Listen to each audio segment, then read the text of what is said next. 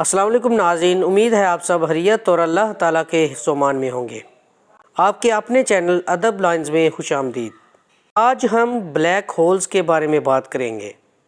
تو ناظرین، ویڈیو میں آگے بڑھنے سے پہلے آپ سے درخواست کی جاتی ہے کہ چینل کو سبسکرائب کر لیں تاکہ آنے والی ہر ویڈیو آپ کو بر وقت ملتی رہے۔ بلیک ہولز کے بارے میں قرآن نے ہمیں 1400 سال پہلے بتا دیا۔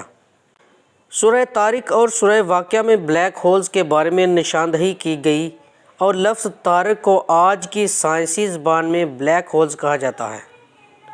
آج کی سائنس نے ابھی تک 2 بلیک ہولز دریافت کیے ہیں جن کا نام S5014+18 اور XTE J1650500 رکھا گیا، جبکہ قرآن نے سورہ مومنین میں بتایا کہ ان کی کل تعداد 7 ہے، اور قرآن نے بلیک ہولز کو ستاروں کے ڈوبنے کی جگہ بھی قرار دیا ہے، جس کی تحقیق تک ابھی سائنس نہیں پہنچ پائی۔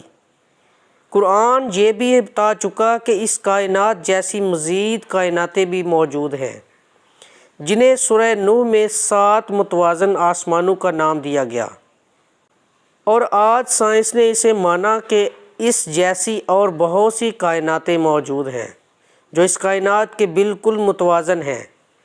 سائنسی اصطلاح میں اسے پیرالل یونیورسز کا نام دیا گیا ہے، اور قرآن سے ہی ہمیں معلوم ہوتا ہے کہ یہ بلیک ہولز ایک دنیا سے دوسری دنیا تک جانے کا راستہ ہیں، مگر اسے تیز ترین بجلی کی سپیڈ کے بغیر کراس نہیں کیا جا سکتا، اور بجلی کی اسپیڈ سے کوئی سواری بنانا ابھی تک انسان کے لیے ایک ناممکن کام ہے۔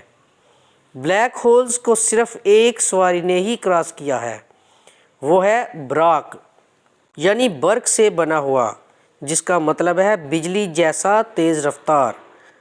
وہ سواری جس پر ہمارے اور آپ کے آقا حضرت محمد صلی اللہ علیہ وسلم نے شب معراج میں سواری کی تھی۔ سبحان اللہ۔ ناظرین، اگر یہ ویڈیو آپ کو پسند آئی ہے تو اسے لائک، شیئر اور چینل کو سبسکرائب کر دیں۔ جزاک اللہ۔ اللہ حافظ۔